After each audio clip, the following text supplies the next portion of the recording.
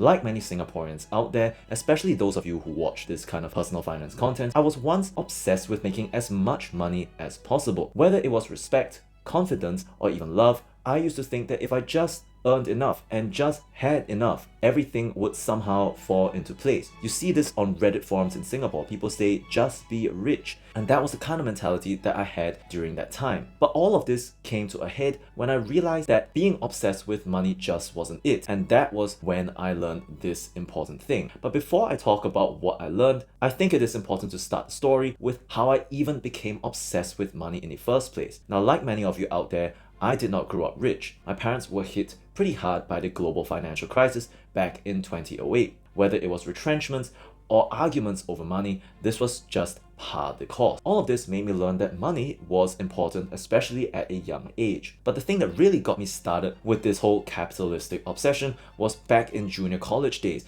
and even into the army days, where it was painfully obvious where I stood. Without naming names, I went to a school in Bishan in Singapore, well known for sending their alumni to top schools abroad, like Oxbridge, as well as the Ivy Leagues. As we graduated from junior college, everyone had excellent grades. In fact, in some perverted sense, people were disappointed if they didn't get straight A's. A B was considered a failure. This is just like one of those Asian memes, only in real life. With everyone having stellar grades, the key markers of whether or not you were doing well in life were things like getting a PSC scholarship or government scholarship. And then in the army, it was about getting into command school. On top of all of this, you probably also had some extracurriculars to go with that. Back in JC, I wasn't the best looking, I didn't get a PSC scholarship, and I also didn't get to go to command school in the army. So on the surface, it was pretty clear where I stood. In fact, I even encountered several brutal rejections because of this. The most vivid memory I had was actually going out with this girl that I was interested in Holland Village, only for another guy who had all this stuff, including a scholarship and the promise of a stable government job that came with it, to show up to a meetup, tell me that theoretically, because he went to command school in the army, that he could make me do push-ups outside Holland Village MRT and then whisk her away. But that story is probably a topic for another video. After all this, I went back to the army camp disappointed, and of course, I turned to the one thing that I thought I could control, which was money. At first, it came from a good place. Back then, everyone was talking about applying to universities, and when you come from a school like Bishan JC, everyone just wanted to go to the top overseas colleges.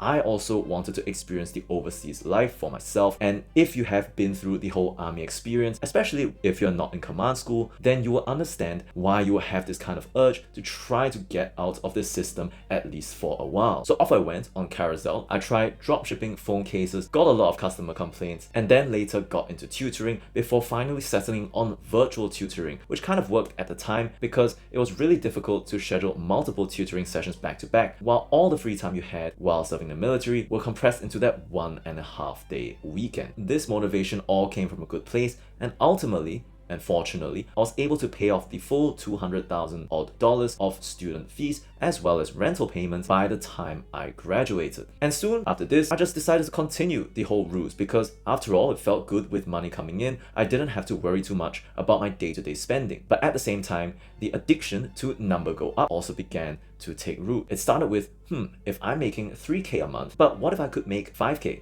And then it became 8K, and so on and so forth. And ironically, despite all of this extra money that I had on the side, I'd already paid off my school fees by then, most of it was just going to savings, I was still living very simply. I didn't buy designer things, I never had a strong taste for expensive watches for example, but in retrospect, I was really just using money as a scoreboard to prove to myself that I was finally enough. But the truth is, with money, it is never enough. There'll always be someone richer than you, and that is something that I'm going to be talking about in the second chapter to the story, which is the try-hard phase. After graduating from university in London, I started working in banking, as I might have talked about in my previous videos. Now, this was also around the time that the crypto channel that you're watching now really took off, and I landed a role with a crypto startup and started working on that as a side hustle. So I was having 2 streams of income running at the same time, in addition to my 3rd stream of income, which I built to pay off my school fees. And at that point in time, I thought, well, now this is looking good. You know, money is flowing in, savings are strong, and I was doing better than most that I knew. So I started getting back out there. I started hitting up these random Eventbrite and meetup mixers. This included things like Asian meetups, speed friending, networking drinks, and alumni socials. Every night was an attempt to finally gain their approval from someone else, but it always felt slightly off. I remember one evening at a bar in Mayfair, everyone was doing the same kind of performance. Everyone was talking about, you know, what do you do, whether they worked in fintech, or talked about how they got promoted, essentially trying to one-up each other in that same conversation. And I'm not gonna lie, I started playing that game too because it seemed like that was the meta at the time. Things like dropping company names,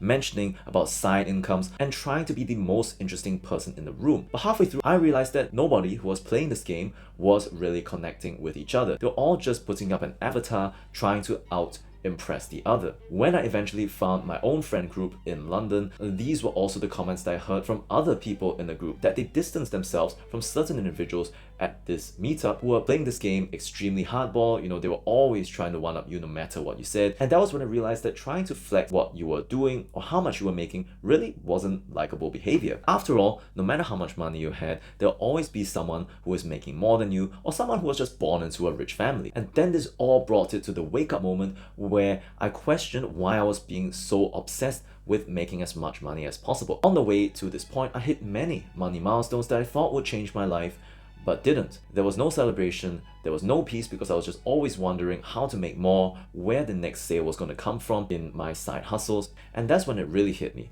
There are only really 3 wealth tiers for most people who didn't start out rich. The first tier is 0 to 1 million, where you're just trying to escape survival mode. I'm talking about in Sing dollars, of course, but you can translate this into US dollars as well. It probably works out the same way. The next tier is 1 to 10 million dollars, where you're living well and the focus is preserving your wealth. And finally, 10 million and beyond, where money almost becomes immaterial. Wealth becomes generational, meaning that there's likely to be no big ticket item that you might want to purchase that would require you to have more than this amount, especially if you are single. Now, statistically, if you're not born into that third tier, it is incredibly rare to break into it. And for me at that time, hovering between level 1 and level 2, I realized that there was not really that much of a difference between me making, say, 15k a month and 20 to 30k a month, especially if I'm single and I really still had your simple lifestyle taste. Sure, your savings rate goes up, which is very nice indeed. You can get to pay off your new house faster or buy that thing in cash when the time comes. But in terms of your day-to-day life, apart from things like housing, as well as if you want a car, where the price of a car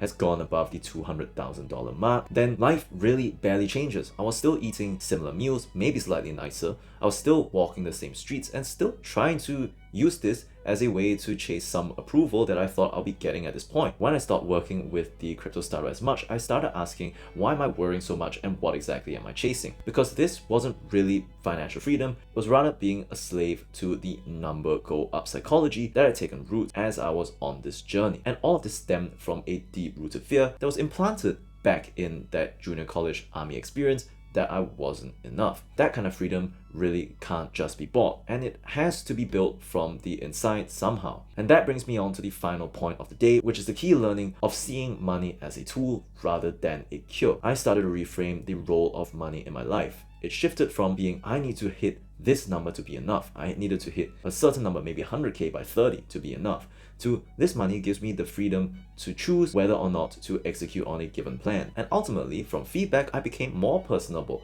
by being less materialistic and less status chasing. Even today, I still do care about money. I still do care about advancing my career as well as exploring various side hustles. I just don't worship it as much as I did anymore. Shifting the scoreboard, so to speak, and measuring success by things like whether or not what I choose to do with my time actually brings me utility, or the economics term for happiness, in the first place. What do you think? Does this fit with your own experience? Let me know in the comments down below. If you like this kind of content, do consider subscribing to this channel because we'll be coming out with more of such videos very, very soon. That's all from me for today. Hopefully you found this video informative and somewhat interesting. And with all of that being said, thanks for watching and I'll see you in the next one.